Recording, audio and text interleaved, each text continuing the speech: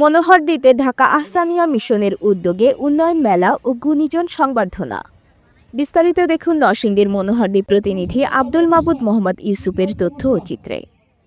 নরসিংদীর মনোহরদী সরকারি pilot model উচ্চ বিদ্যালয় মাঠে ঢাকা আহসানিয়া মিশনের আয়োজনে অনুষ্ঠিত হয়েছে এক মনোজ্ঞ উন্নয়ন মেলা ও পুরস্কার বিতরণী অনুষ্ঠান। সমাজ উন্নয়ন, প্রবীণ সম্মাননা, তরুণদের উদ্দীপনা এবং পারিবারিক মূল্যবোধের ভিত্তিতে এই ব্যতিক্রমধর্মী আয়োজন সর্বমহলে প্রশংসিত হয়েছে।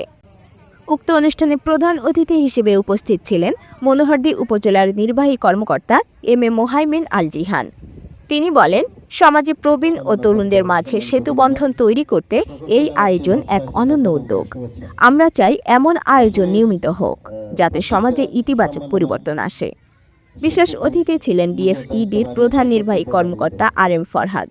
সভাপতিত্ব করেন মনোহরদী সরকারি পাইলট মডেল উচ্চ বিদ্যালয়ের প্রধান শিক্ষক মুস্তফা জুয়েল। সম্মাননা প্রদান পর্ব।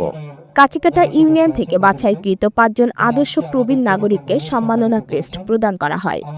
এছাড়া 5 জন শ্রেষ্ঠ সন্তানকে সম্মাননা দেওয়া হয়, যারা পরিবারের দায়িত্বশীল ভূমিকা পালনে অনন্য উদাহরণ স্থাপন করেছে। সম্মাননা পেয়েছেন মনোহরদীর 5 উদীয়মান যুবক। তারা হলেন আতিকুর রহমান ফাহিম, রাকিব হাসান, মোহাইমিনুল ইসলাম শুভ, আলামিন মিয়া ও শফিকুল ইসলাম। শ্রেষ্ঠ যুবক মোহাইমিনুল ইসলাম বলেন, যুবকদের মাঝে দায়িত্ববোধ জাগ্রত হলে দেশ এগিয়ে যাবে। আমি এই সম্মান সকল তরুণদের উৎসর্গ করছি। তাছাড়াও মনোহরদী উপজেলার বিভিন্ন গুণীজনদের বিশেষ সম্মাননায় ভূষিত করা হয় অনুষ্ঠানটিতে। উপস্থিত সকল শ্রেণী পেশার মানুষ তাদেরকে ফুলেল শুভেচ্ছা জানান। সবশেষে বিভিন্ন ক্যাটাগরিতে পুরস্কার প্রদান করা হয়। সভাপতির সমাপনী বক্তব্যে তিনি বলেন, এই আয়োজন যেন সারা বছর আমাদের অনুপ্রেরণায় পরিণত হয়। একে কেন্দ্র করে আমরা আরও অনেক ভালো কিছু করার চেষ্টা করব।